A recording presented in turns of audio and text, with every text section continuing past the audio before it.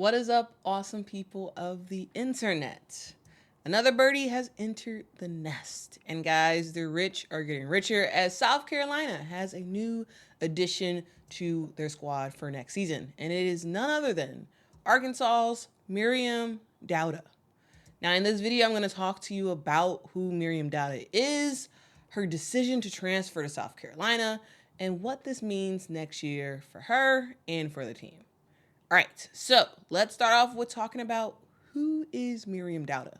Well, she is a 6'4" center from Bentonville, Arkansas, who had basketball in her blood. She moved to the U.S. from Nigeria at the end of her 5th grade, and before that, she wasn't playing basketball. She actually moved in with her brother, Ali Dauda, who actually adopted her formally in the U.S. Ali is a 6'6" former basketball player who had a stint playing professionally in Belgium.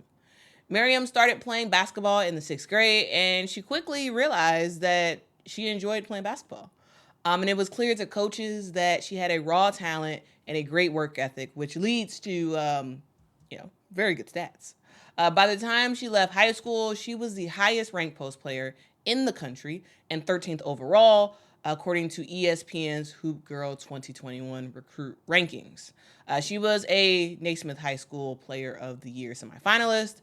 She made the All-State team 3 times in Arkansas. She was a McDonald's All-American and a whole bunch of other stuff. She left high school with some records broken. She was the leading scorer, rebounder, and shot blocker in the history of Bentonville High School. And as a senior in high school, she averaged 17 points, 8.1 rebounds, 2.6 blocks per game, while shooting a very, very efficient 61.5% from the field and 41.5% from deep. Yeah, guys, she could shoot 3-pointers, and she could shoot them pretty well. Those were her senior season stats, the ones I just listed. Now, when it came to colleges, Dauda kind of had the pick of the litter, as colleges all across the country wanted her. She originally committed to Baylor, but then Kim Mulkey announced that she was leaving Baylor and heading to LSU. So Dauda decommitted from Baylor and chose Arkansas instead. I felt like with Coach Mulkey leaving, she was one of the big reasons why I committed to Baylor. I actually never got a chance to see the Baylor campus. I just had a home visit with Coach Mulkey, and the connection clicked right away. And I knew she wouldn't be the kind of person that would lie to me or tell me this and it's not. So I knew that Baylor was a good fit for me just because the home visit I had with Coach Mulkey. And with her leaving, I just felt like I never had a chance to meet the team or do anything with them. And I knew from then on that Baylor wasn't a good fit for me. And also I had a conversation with Coach Nikki, which is the new Baylor head coach. And it was a good conversation, but I just felt like in general, Baylor wasn't a good fit for me anymore, and I had to look for another option. And a huge selling point for Arkansas was the top young talent that they had. And Miriam thought to herself that, she was sort of the missing piece to the puzzle that could make Arkansas under Mike Neighbors a national championship team. I saw he brought in Sasha and he brought in Jersey, and I looked at their recruiting class of 2021, and I saw that, wow, I would be a good fit. I feel like I'm the missing puzzle in the whole recruiting wise. And he actually called me. I released my letter of intent on Sunday evening, and he called me Monday night, and he was the first coach to actually reach out to me. I'm really excited. I am excited about what Coach Neighbors is beating up in Arkansas and keeping all the Arkansas top players in the state. And I felt like I played against Sasha in high school, and I know she's a good competitor, and I'm excited to have her on my team. And I can't wait to see what our team would be like. And I know we're going to be chasing that ring, national championship. Now, of course, we all know that championship didn't happen. But for Miriam, she did her thing. She sat out her true freshman year due to tearing her ACL late in her high school season. As a redshirt freshman, she played the full season, averaging 11 minutes a game off the bench and scoring 3.5 points a game. She was 4th in blocks for the team that year and 2nd in offensive rebounds, and her highest points scored in her redshirt freshman year was 11. Now, as a sophomore last season, Dauda was good, really, really good. She started all of Arkansas's games last season, averaging 10.1 points a game. shooting 45% from the field and 31% from the three. Yes, in general, 45% from the field is good. However, for a post player, it's not that great. But it still is, not bad. Absolutely not bad. And that's also because of the way that Mike Neighbors plays. There's a lot of jumpers that his post players shoot, so low efficiency in terms of shot opportunities. So which is why her shooting percentage is 45%. Though I do think this year it's going to go up. Anyway, that's a aside about the points. But she also had 6.3 rebounds a game, and she finished with a total of 74 blocks, making school history as she broke the 37-year-old record for single game blocks with 10 in a game when Arkansas played Alabama. She finished the SEC third in blocks per game. She led her squad in field goal percentage, in blocks, and in offensive rebounds. She had a double-double 3 times this past season, and she even almost had a triple-double. She was so close to having a triple-double in a game versus versus Alabama when she finished with 8 points, 12 rebounds, and as I said, a career high 10 blocks. She also had 5 assists in that game, 2 steals, and a 0 foul. She did play the full game in that one. But yeah, if she just had 2 more points, she would have had a triple-double. Very, very close. So yeah, Miriam can play ball. But instead of wrapping her season off in a NCAA tournament, Arkansas actually played in the WBIT. So Miriam, with a NCAA championship on her mind, decided that it was time to move on from Arkansas. She put herself in the transfer portal and brought her options down to two schools. It was Baylor again, and it was South Carolina. She did briefly seriously consider Iowa as a destination, but when Lisa Bluder retired, that kind of quashed her thoughts about going to Iowa. She was actually going to do a visit at the school. Now we know that she has chosen South Carolina. Now being in the SEC, Miriam already knew about the South Carolina team, and Don Staley knew her. After their game against each other last year, Don had this to say.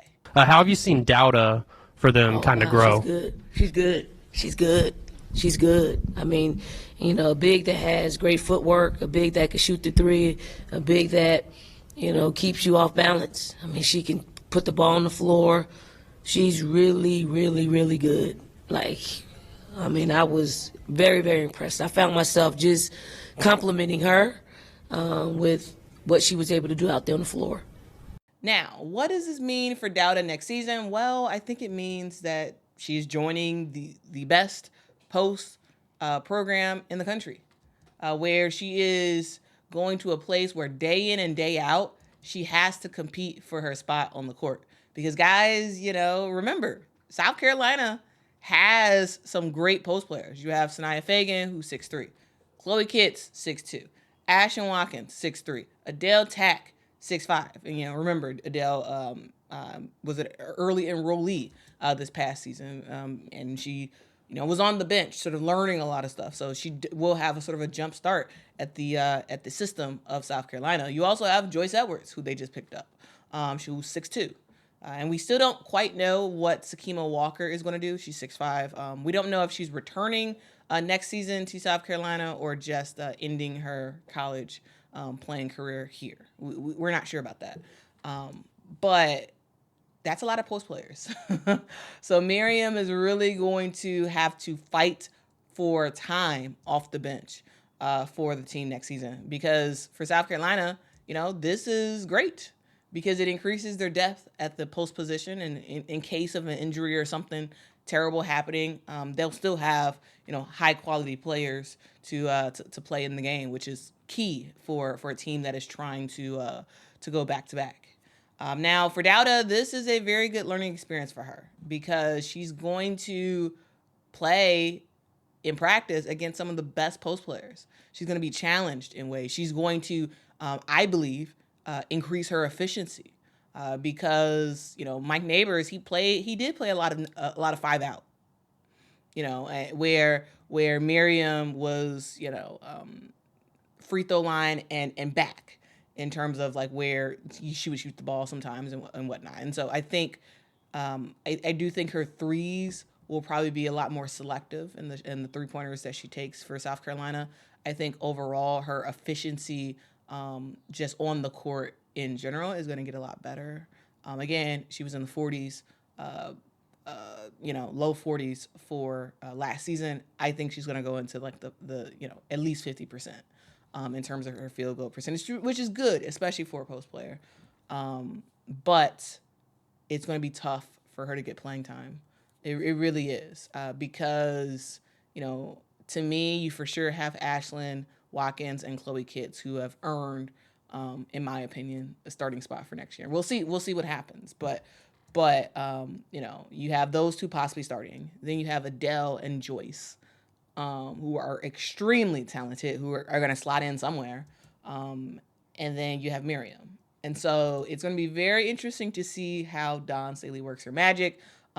Miriam might not get as much playing time. Definitely won't get as much playing time as she did last season for Arkansas. But I think that this will be a good learning experience for her, and she'll be better off from it. And she'll also get the thing that she's wanted, likely, a national championship. So, that's something. But before I go, I do want to emphasize what I said earlier, that, guys, the rich do get richer. Now, 10 of South Carolina's 13 players are former All-Americans. You have Ashlyn Watkins, Tahina Paopao, Tessa Johnson, Raven Johnson, Mylasia Fulwiley, Sanaya Fagan, Bree Hall, Joyce Edwards. You have Maryam Dauda, and you have the new one on the squad, McDaniel. So, guys, let me know your thoughts in the comments below about this pickup. What do y'all think? What do y'all think for South Carolina? Does this increase their chances more to win a national championship? I think it does. I really do. Because having more depth at the post position, to me, always makes sense because you just never know what can happen. But yeah, what are your thoughts about that? Does it increase their chances? Also, we know that Miriam can shoot, so like stretching the floor a little bit more as well could be pretty good. She's a good rim runner, and so for fast breaks, I think it'd be fun to Mylasia Fulwiley and Tessa Johnson and Raven Johnson to hit that fast break and throw it far for Miriam to grab it and lay it up. So. Lots of possibilities for this South Carolina team next year. Guys, let me know your thoughts on it in the comments below. Don't forget to hit that like and subscribe. I thank you very much about that. This has been me, Quita, talking about Maryam Dauda choosing South Carolina.